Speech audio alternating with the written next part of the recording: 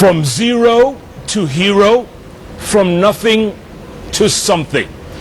Any one of you out there who thinks you cannot make it, who thinks they come from a marginalized society and will never be anything, this is a show for you. Good evening.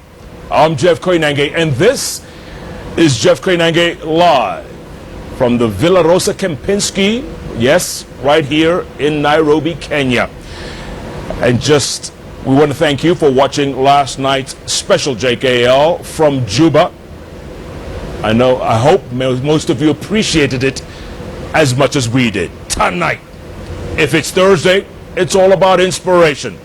What a story we have for you today. Listen to this story before you judge, because there's been a lot of judging out there, a lot of criticizing, but listen to the story. A lot of us never actually listen, but this is key. So my guest grew up very poor in a village far away from Mandera town called Sala or something like that. He was third born, family of 8. The parents had no money to take him to school. He raised cows and goats until he was 12 and got sick and tired of it, decided to walk to the nearest school. Like I said, he was 12 years old. He spoke to the headmaster. Headmaster felt sorry for him, but saw he was a little old to be in class 1.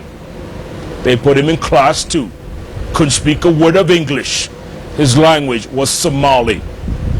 2 years later, class 4, top of his class, all the way to class 8. He graduated with honor, with great points, and went into Wajir High School. Again, the principal felt sorry for him, gave him a scholarship in his 3rd and 4th year.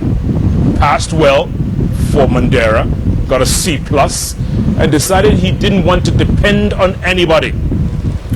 So he joined the police force.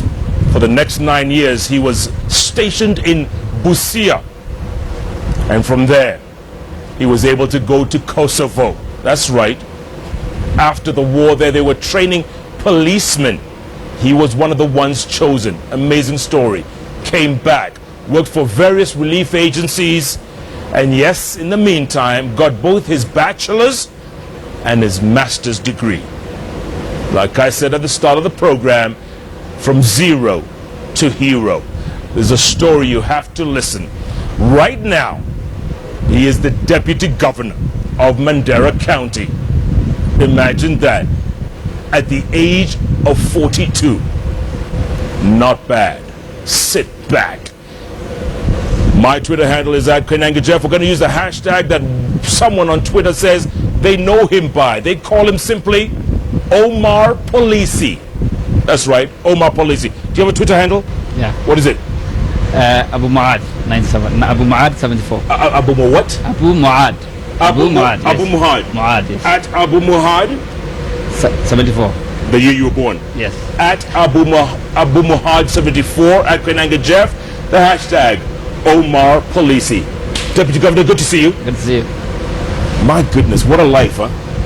You know, we all think it's so tough here and around Nairobi, around the capital, but out there in no man's land, life is tough, isn't it?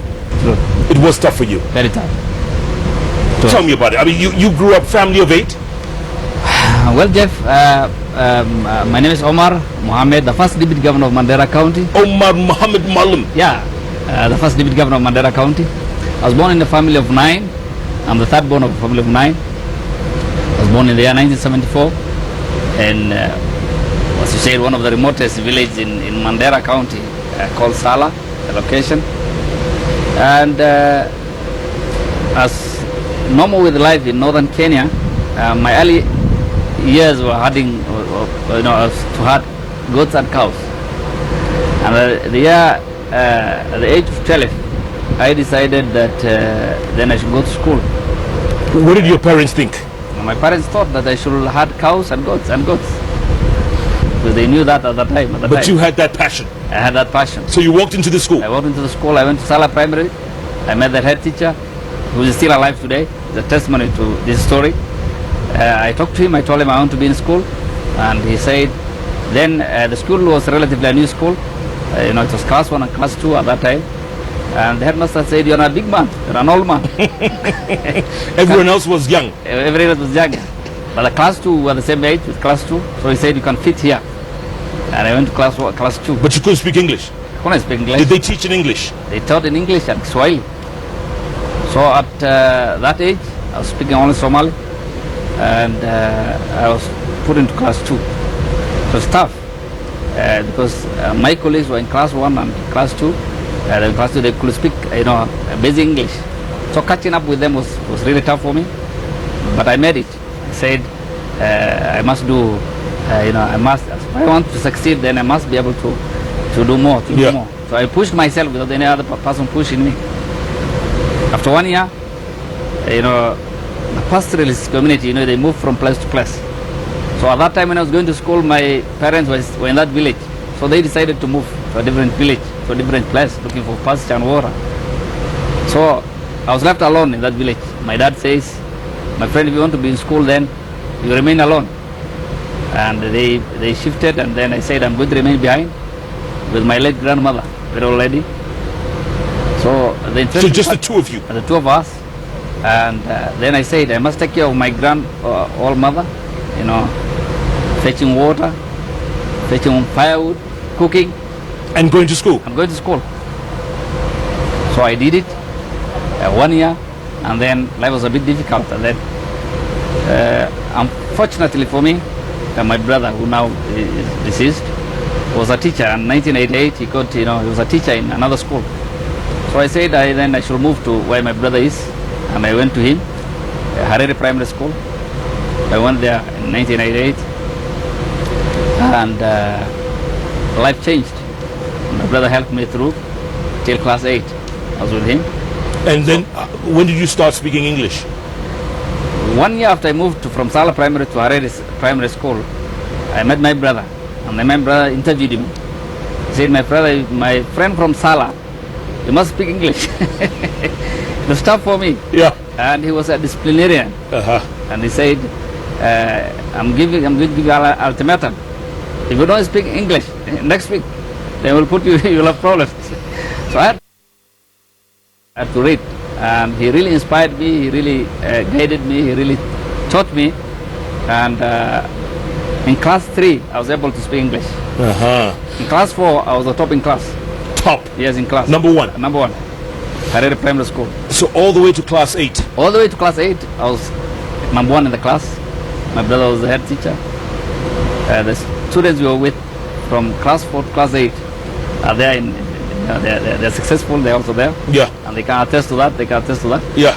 I went to a high school after class 8. And there was a struggle in terms of the school fees then. So the headmaster then, I think he works with TSE now. He says, because of your potential, see you're a hard-working young man, then I'll give you a scholarship. Form 3 and Form 4. That's how I completed my Form 4. After Form 4, I never wanted to bother anyone.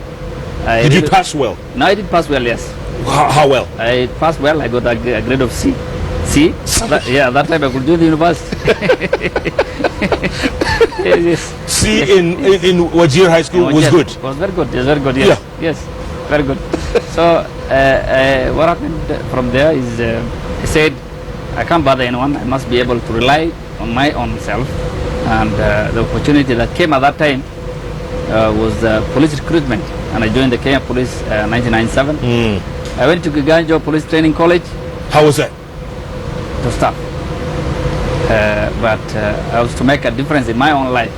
I had to push myself to make sure that at least I become something in society. Yes. So I went to Koinange, I completed, and I was posted to Western Kenya, where I worked in various areas in terms of police, and specifically I was in Busia border. Yeah. I worked for those years. Yeah. 2003, I got an opportunity to serve in Kosovo. Before we get to Kosovo, so you did what, 9 months in Koinange? Yes. How tough was that? It was tough, but anybody with that determination, there's nothing tough. Do people quit in that? People quit, yes. In the first 1 month, yes. 2 months, people quit. Yeah. Even people quit in the fifth month, Really? because of vigorous exercise. Yeah. What was your specialty in Kiganjo? All fields, all police work, law, weaponry. Yeah. You're good? I'm good, yes. You're natural or you're...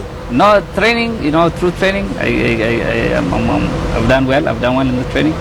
And so you graduate and now you become a police, what, constable? Officer, you become a police constable. Yes.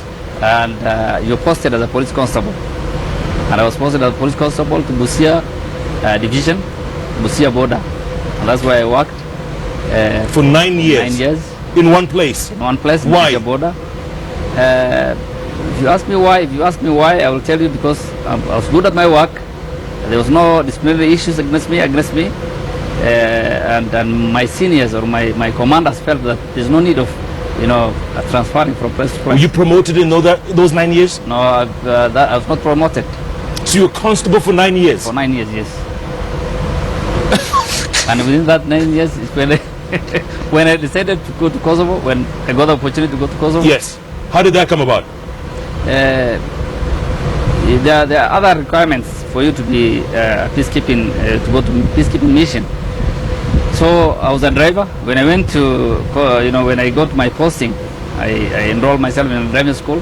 So the requirement number one is you must be a driver, and you must be fluent in English, and you must be, a disciplined officer. So for me, I was a disciplined officer, and I had a driving license. So my superiors found that I should be part of the contingent that should be sent for an interview. Yes. So I was sent for an interview to Nairobi. And how many people were there? There were 500 in that interview. How many were they looking for? The requirements were, it was only 18. It was only 18. 18? Yes. So I was one of them. I did well in that interview. I passed very well. And I was one of the guys, officers posted to Kosovo. We went to Kosovo 2003. All the way early 2005 when I came back. And we saw those pictures earlier on in the winter. Yes. That must have been crazy. Tough. It was tough. Huh? It was tough. Coming from Mandera to Kosovo. To Kosovo, yes. But you trained the police officers there? Trained the local police, the Kosovo police. How did you get along? I mean, do you speak Serbian? Do you speak... No, I don't speak either, but I spoke through an interpreter. I had an interpreter. And I trained them through the interpreter. And how was it? What was the relationship like? The relationship was good, very cordial. As much as you know what you're doing, as much as you're disciplined. And the Kenya police is one of the most disciplined, one of the best trained in the world, despite the fact that Kenyans feel otherwise. Great. But well, we are well respected outside. We're well respected outside. All other countries, converge. They come to that mission. But Kenya is one of the respected, police officers. Yeah. Were you with your fellow Kenyans or were they in different places? We were posted as 8. We went to Kosovo 18, but I was with only one guy.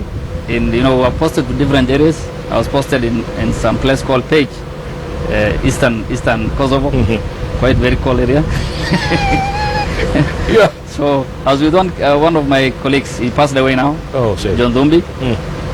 We were with him. Yes. And what was it like? What was life like then?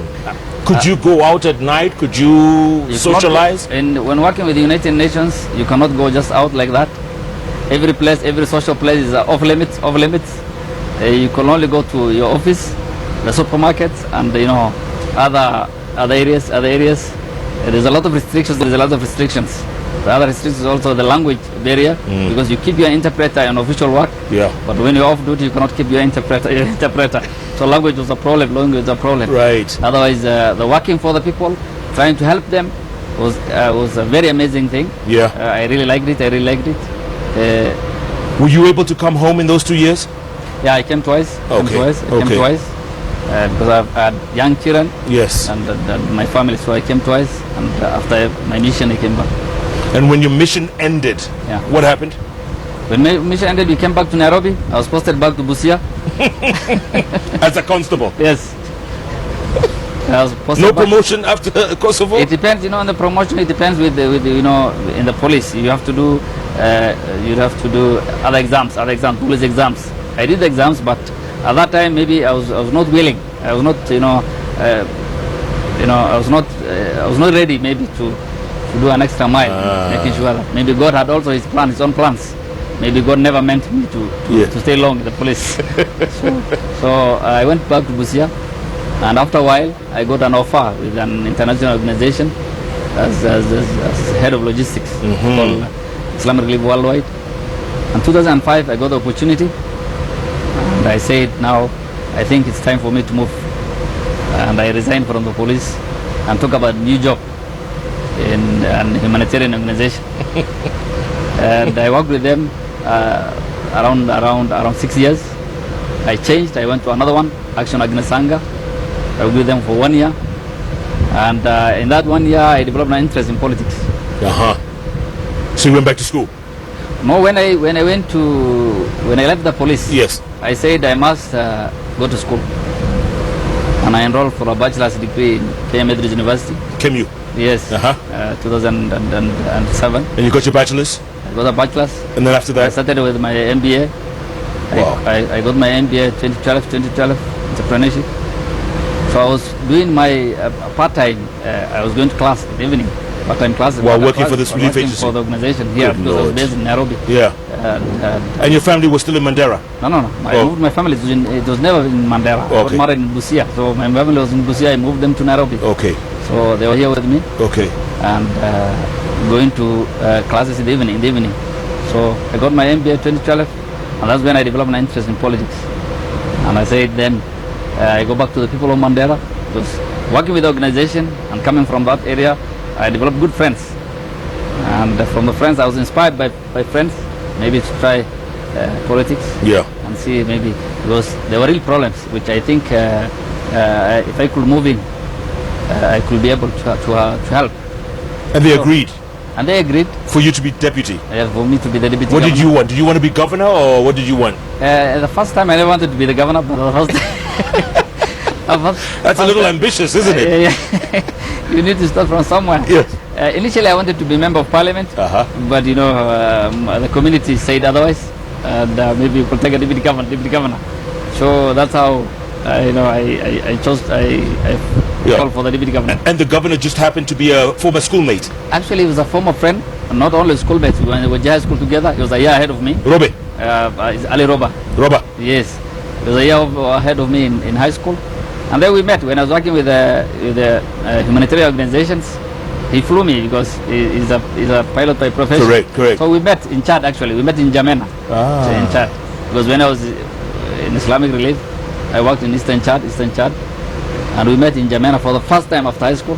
Is that right? Yes. And now you're together? And now we're together. In the State House in Mandera?